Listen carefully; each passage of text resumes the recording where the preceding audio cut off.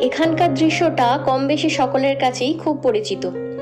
আস্তে আস্তে আমরা এগোতে থাকলাম ছাতিমতলা এবং শেষমেশ আমরা গিয়ে পৌঁছালাম মিউজিয়ামের কাছে।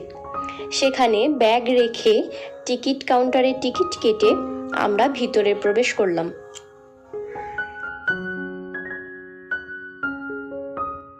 এই ছাতিমতলায় দেবেন্দ্রনাথ ঠাকুরের ধ্যান বেদী। দুটো ছাতিম গাছের নিচে প্রথমে তিনি ধ্যান শুরু করেন 1862 সালে এবং পরবর্তীকালে এখানে ধ্যান বেদী প্রতিষ্ঠা হয়। এর ঠিক উল্টো দিকেই রয়েছে মিউজিয়ামের জন্য টিকিট ঘর এবং মিউজিয়ামে ঢোকার রাস্তা। তো আমরা সেদিকে এগোতে থাকলাম। এই জায়গাটা এতই নিরিবিলি আর শান্ত, এখানে এলেই মনটা কেমন যেন শান্ত হয়ে যায়। তো আমরা মিউজিয়ামটা শেষে ঘুরেছিলাম। তার আগে আমরা বিভিন্ন গাছপালা, বিভিন্ন বাড়ি যেগুলো আছে সেগুলো দর্শন করার জন্য এগিয়ে গেলাম। বছরের অন্যান্য সময়, বিশেষ করে শীতকালে, এই জায়গাগুলো খুব জমজমাটি থাকে।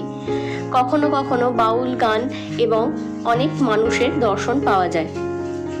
এই সময়টা কেউ আসে না চট করে, তাই আমরা একটু ফাঁকা ফাঁকাই দর্শন করলাম।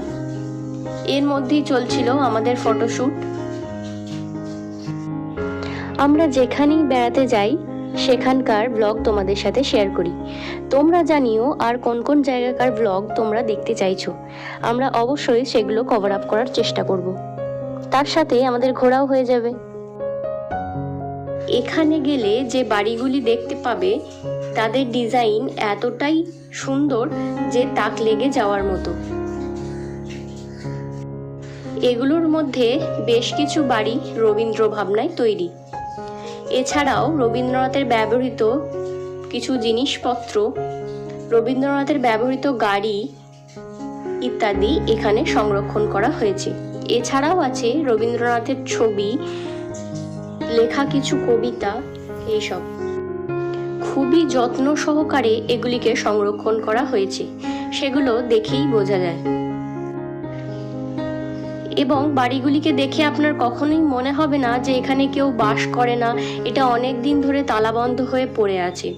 মনে হবে এই বুঝি নতুন আদলের বাড়ি, সেখানে যেন কেউ এখনো বসবাস করছে।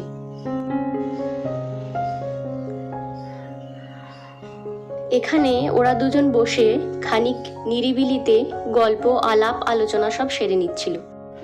যেহেতু মিউজিয়ামের ভেতর ফোন অ্যালাউ ছিল না, তাই মিউজিয়ামের কোনো প্রকার ছবি এখানে তোলা হয়নি।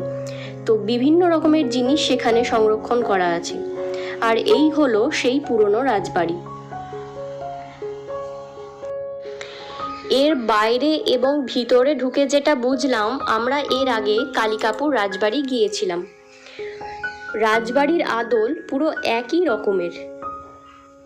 এখানের যে রাজবাড়ির স্ট্রাকচার, ওখানেও সেম স্ট্রাকচার। সামনে ঢুকেই বাঁ হাতে দুর্গা দালান এবং বাড়ির বাইরে, মানে রাজপ্রাসাদের বাইরে রয়েছে শিব মন্দির।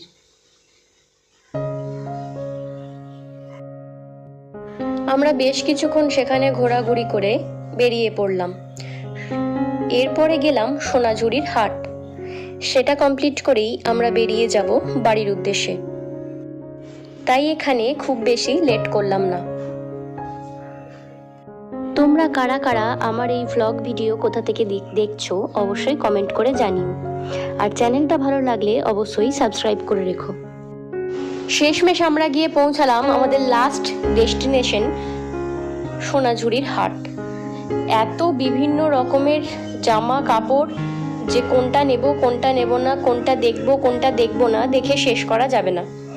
এখানে তোমরা পেয়ে যাবে শাড়ি, ব্লাউজ, কুর্তি, জামা, পাঞ্জাবি, যে কোনো প্রকারের জিনিসপত্র।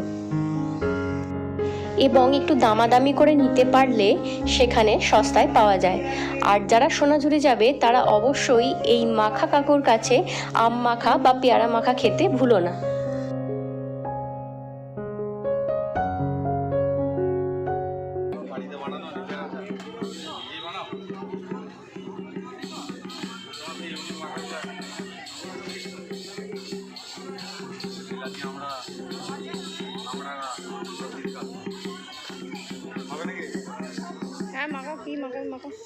কি কোনটা খাবে কাঁচা আম? আবার আচ্ছা আম মাখা পেয়ারা মাখা আম মাখাটা খেতে পারো ভালো লাগে তেঁতুল মাখা নিয়ে যেতে পারো বাড়ির জন্য তেঁতুলটা মাখা তাহলে ওই কাঁচা আমটাই মাখা দেবো তো তেঁতুল কাঁচা আম কত করে? কাঁচা আম আম মাখা 40 টাকা পেয়ারা মাখা 20 টাকা পেয়ারা সব পেয়ারা 20 টাকা আম মাখা 40 টাকা কোনটা খাবে? আম খাও আম মাখা কাকা এই যে আম মাখছে। আজকের মতো সফর এখানেই শেষ হলো। যদি ভালো লাগে চ্যানেলটা সাবস্ক্রাইব করে রেখো। বাই।